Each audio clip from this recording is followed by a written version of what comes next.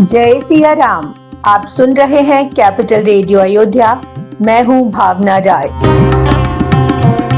और मैं हूं वात्सल्य राय।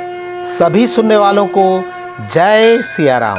कैपिटल रेडियो अयोध्या में आप लगातार सुन रहे हैं रामायण की कहानियां। रामायण का अर्थ है राम का अयन, यानी भगवान श्री राम की यात्रा। ये वो यात्रा पथ है जिस पर बढ़ते हुए राजकुमार राम मर्यादा पुरुषोत्तम भगवान हो गए। पिछले एपिसोड में हमने आपको भगवान राम और सनकादि मुनियों के संवाद की कथा सुनाई।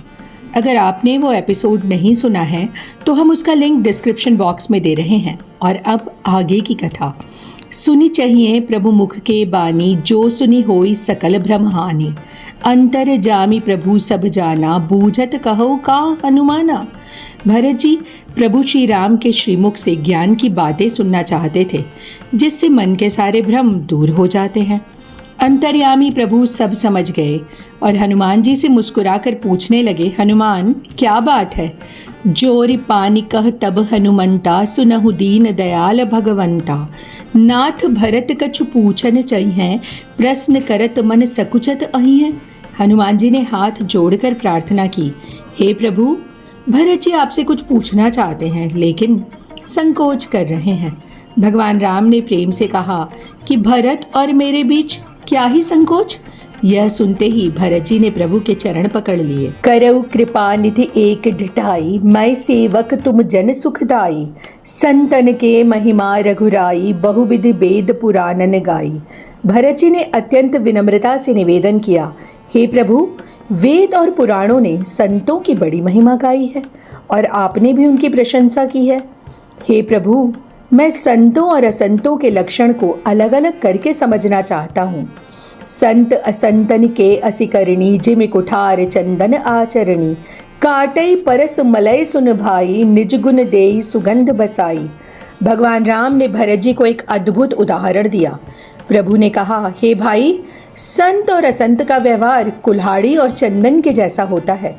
कुल्हाड़ी चंदन के पेड़ को काटती है, लेकिन चंदन अपने स्वभाववश उस काटने वाली कुल्हाड़ी को भी अपनी सुगंध से महका देता है। ताते सुर सीसन चढ़त, जग बल्लभ श्रीखंड। अनल दाहि पीटत घनहि, परसु बदन यह दंड।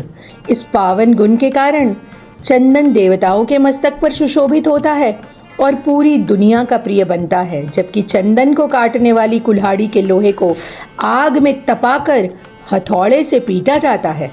विषय अलंपट सील गुनाकर, पर दुख दुख सुख सुख देखे पर।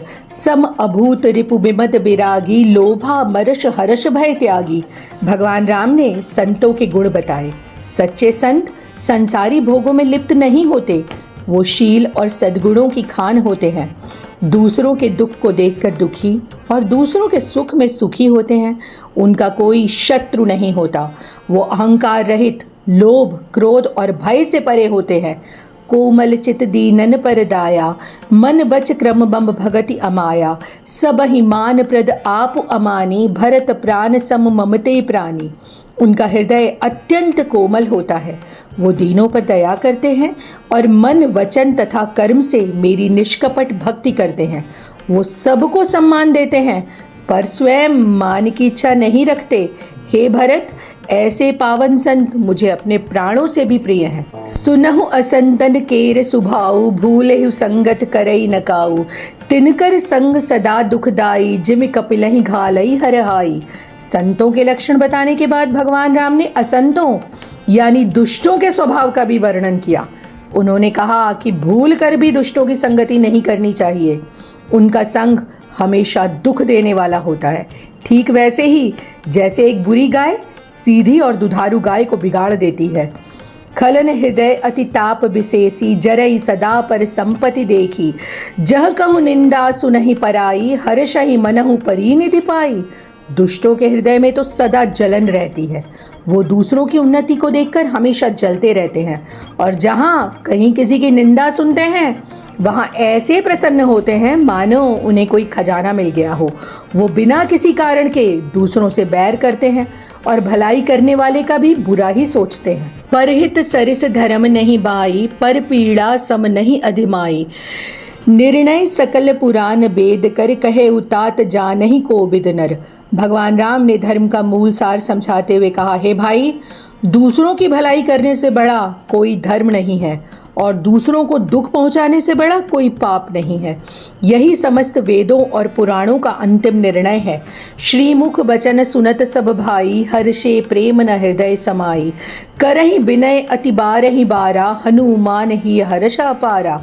भगवान राम से ज्ञान की बातें सुनकर भरत जी और सभी भाई आनंदित हो गए। हनुमान जी के हृदय में अपार हर्ष हुआ। इसके बाद भगवान राम अपने महल पधारे और अयोध्या में नित्य नई लीलाएं होने लगी। इस एपिसोड में इतना ही। अगले अंक में हम आपको सुनाएंगे आगे की कथा। कार्यक्रम को पसंद करने और शेयर करने के लिए हम आप सभी सुनने वालों के बहुत आभारी हैं।